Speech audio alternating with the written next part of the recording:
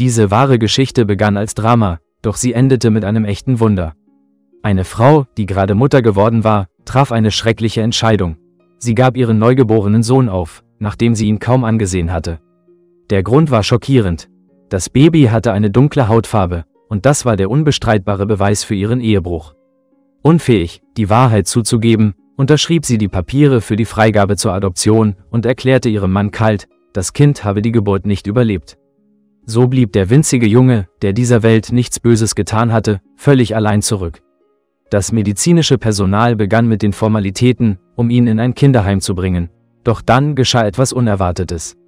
Eine der Krankenschwestern untersuchte das Baby genauer und bemerkte alarmierende Symptome. Der Neugeborene litt unter Hypoxie, Sauerstoffmangel, der sein Leben bedrohte. Das Kind wurde sofort auf die Intensivstation verlegt, wo die Ärzte um jeden Atemzug kämpften. Glücklicherweise erholte sich der Junge nach einigen Tagen und sollte in ein Waisenhaus gebracht werden. Doch genau diese Krankenschwester, die zuerst die Gefahr erkannt hatte, konnte das Baby nicht mehr vergessen. Seine winzigen Finger, die berührenden Bewegungen und seine großen, fragenden Augen hatten sich für immer in ihr Herz eingebrannt. Zu Hause erzählte sie ihrem Mann von ihren Gefühlen. Mit Tränen in den Augen gestand sie, dass sie den Jungen nicht aus ihren Gedanken verbannen konnte, und schlug vor, ihn zu adoptieren. Außerdem hatten sie und ihr Mann seit langem vergeblich versucht, ein eigenes Kind zu bekommen. Dies könnte ihre Chance sein, endlich glücklich zu werden. Doch ihr Mann lehnte strikt ab. Er war nicht bereit, ein fremdes Kind, noch dazu mit anderer Hautfarbe, großzuziehen. Die Situation schien aussichtslos, doch das Schicksal hatte andere Pläne.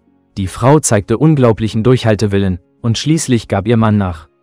So fand der kleine Junge, der den Namen Markus erhielt, liebevolle Eltern, die ihm ein Zuhause, Fürsorge und Hoffnung auf eine glückliche Zukunft schenkten.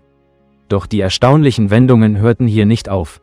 Nur ein Jahr nach der Adoption erfuhr die Frau, die seit Jahren erfolglos versucht hatte, schwanger zu werden, plötzlich, dass sie ein Kind erwartete.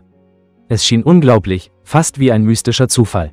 Bald darauf kam ein weiteres Baby zur Familie, und so wuchsen Markus und sein jüngerer Bruder oder seine jüngere Schwester gemeinsam in Geborgenheit und elterlicher Liebe auf.